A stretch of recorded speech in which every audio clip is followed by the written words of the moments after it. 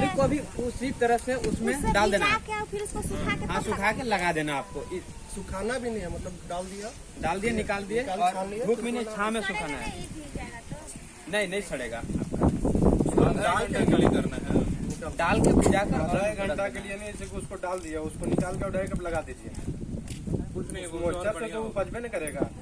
इससे क्या होता है ना कि जैसे कि जो रोग लग जाता है, आलू में पाला मार देता है, मान के चलिए आपका पाला मार देता है, तो उससे बचा सकते हैं पहले ही। पाला मारने के बाद उसके बाद तो रोका नहीं जा सकता, मार देता उसके बाद तो लगभग नुकसान हो जाता है ना ज़्यादातर। उससे पहले आप कर लीजिए, इसमें तो कुछ केमिकल भी नहीं डाल रहे आप।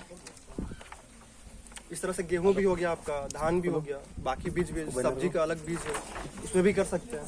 और मान के चलिए आपका कीड़ा लग गया है खेत में, सेम में तो आप दवाई झोंकिएगा। क्या कर सकते हैं इसके लिए आप, दूसरा इसी तरह से गोबर का बनाया घोल, इस तरह से आप ऐसा पत्ता जिसको गाय जानवर नहीं खाता, ठीक है, ऐसा पत्ता आप 10 को पत्ता इकट्ठा कीजिए, उसको घोलिए, मतलब उसको पीसिए, ठीक है, एक जगह। और उसके बाद मिर्चा लाइए, मिर्चा को भी उसमें घोल लीजिए। और मिर्चा को घोल लीजिए। उसके बाद उसको क्या करना है, आपको हल्दी पाउडर 500 ग्राम डालना है उसमें, हल्दी पाउडर डालना है, फिर हिंग डालना है 10 ग्राम, आदि डालना है 500 ग्राम, नीम के पत्ते 5 किलो, और देसी लहसुन की चटनी 1 किलोग्राम, और सॉल्ट का पाउडर, यही वही हो गया जो अदरक होता है, सॉल्ट का पाउडर उसी को बोलते हैं, 200 ग्राम डालना है। इससे क्या होता है, जो कीड़ा आपका लग रहा है, कोई भी, जैसे कि आपका सेम हो गया, कोई भी हॉर्टिकल्चरल जैसे कि सब्जी लगा रहे हैं, तो आपको पेस्टिसाइड नहीं डालना है, आपको कीड़ा मारने का दवाई नहीं डालना, लाही लग जाता है, इसके लिए आप डाल सकते हैं। जो हमारे मित्र बता रहे हैं, इसका नाम है 10 परनी अर्क, जिसमें कि 10 तरह का आप वैसा पौधा, मतलब पेड़ का पत्ता लेंगे, जैसे कि आपका हो गया बेल का पत्ता होगा, जो कि पौधा मतलब पशु नहीं खाता है, जो कि पशु ऐसा पत्ता लेंगे जो कि पशु नहीं खाते, जैसे करंज का पत्ता हो गया तो उसको ले लेंगे, गेंदा का फूल का पत्ता हो गया उसका पत्ता ले लेंगे, और उसको एक में मिला के हम ऐसा उसका केमिकल बनाएंगे प्राकृतिक, जो गोबर उबर डाल के पीस लीजिए पहले, उसको गोबर उबर डाल के उसको छोड़ देंगे। उसको बनाने के बाद वो काम करेगा आपके रस चूसक, जैसे कि जो रहता है कीड़ा, तो जैसे कि जो फल रहता है उसका रस चूस जाता है कीड़ा, वो सब में काम देगा। 10 परनी अर्क इसको बोलते हैं। इसमें झिल्ली उल्ली लग जाता है, उसके लिए वो है। और बाकी हमारे अगले मित्र जो है सचिन, वो बताएंगे जीवा मित्र के बारे में, जो कि उपजाऊ मिट्टी बनाने के कार्य में लगता है, उसका काम रहता है, और कीड़ा उड़ा मारने का। पूछ लो, कुछ और पूछना है, जो भी बताया तुम उसके आप लोग ऐसा सवाल। जैसे कि आप लोगों को लग रहा होगा कि इफेक्टिव नहीं है, मतलब गोबर डालने से उर्वरकता कैसे बढ़ जाएगा, तो लग रहा होगा आप लोग को, ठीक है। क्या होता है, जैसे कि गोबर है, गोबर मान के चलिए गोबर है, तो हम लोग को सबको पता है, गोबर घर के बाहर लिपते हैं, उससे कीड़ा मकोड़ा नहीं आता, पता है ना आप लोग को, ये तो पता है। वही चीज हम लोग यूज कर रहे हैं आपका खेत में, सेम चीज, जो चीज हम लोग को पहले से पता है, बस वही उसको यूज कर रहे खेत में, समझ रहा ना।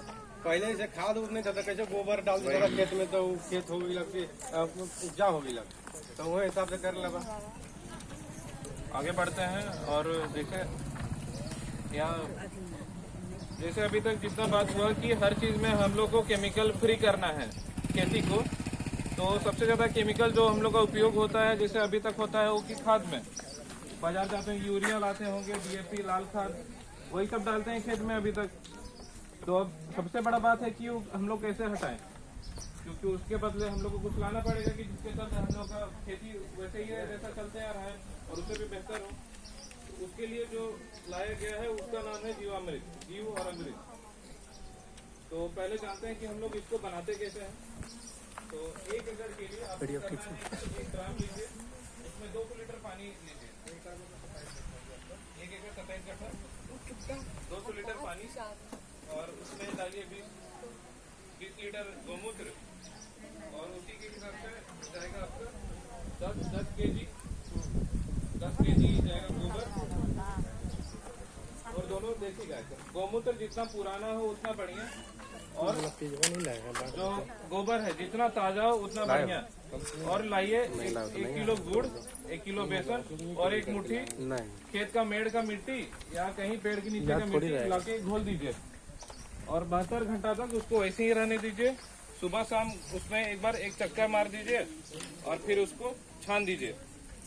और जैसे आप मतलब खेती के समय जब भी आप यूरिया डीएपी का उपचार करते थे, उसके जगह पे बस वो जो छाना हुआ है उसका छिड़काव करते रहिए, और उसमें अलग से कुछ करना नहीं है। और जो आपका खेत है और जो आपका फसल हो जैसा है वैसा ही रहता जाएगा, फसल वैसी ही आएगी।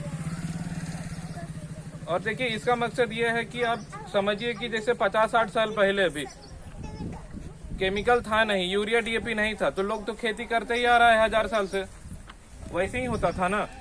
तो बस उसको हम लोग को क्या करना है कि हम लोग को वापस लाना है, खेती वैसे ही होगा। अभी देखते होंगे कि जो हमारे दोस्त जो बात की कि केचुआ तो अब दिखता ही नहीं है मिट्टी में, देखते ही होंगे खेत का रंग उड़ गया है, खेत पीला पीला दिखता है। तो उसी को जब क्योंकि है कि हम लोग का जो अपना जो मिट्टी का ताकत था वो खत्म हो गया है। जो खेती होता है केमिकल के भरोसे खेती है, केमिकल डाले तो हुआ। और अभी तक देखते होंगे कि उसमें क्या है कि आप लोग का खर्च भी बढ़ रहा है।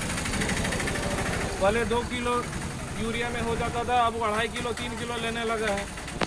तो ये कब तक चलेगा इसे? तो इसलिए हम लोग को भी नेचुरल फार्मिंग अपनाना है, प्राकृतिक खेती अपनाना है, जिससे में हम लोग का पैसा भी नहीं जा रहा है और हम लोग का मुनाफा तो बढ़ेगा ही, साथ ही खेत और हम लोग का हेल्थ भी सुधरेगा। और आप लोगों को कुछ पूछना है इससे संबंधित अगर किसी को कोई सवाल हो, कुछ नहीं समझ में आया तो जरूर पूछिए हम लोग से।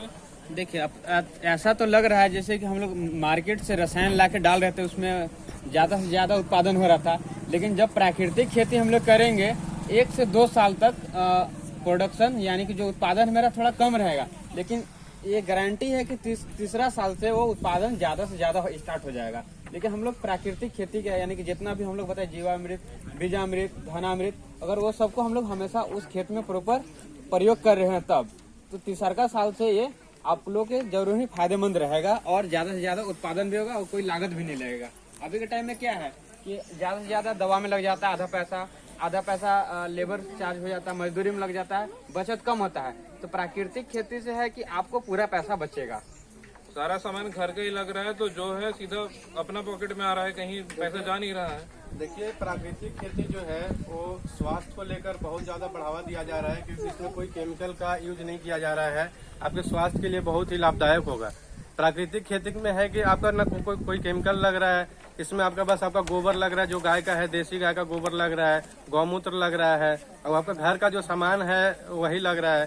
तो इसमें कोई आपका कॉस्टली भी नहीं जाएगा, इसमें कोई आपका खर्च भी नहीं है ज़्यादा। घर का सामान घर में रह जाएगा, आपका उपजाऊ भी हो जाएगा, शरीर भी आपका स्वस्थ रहेगा।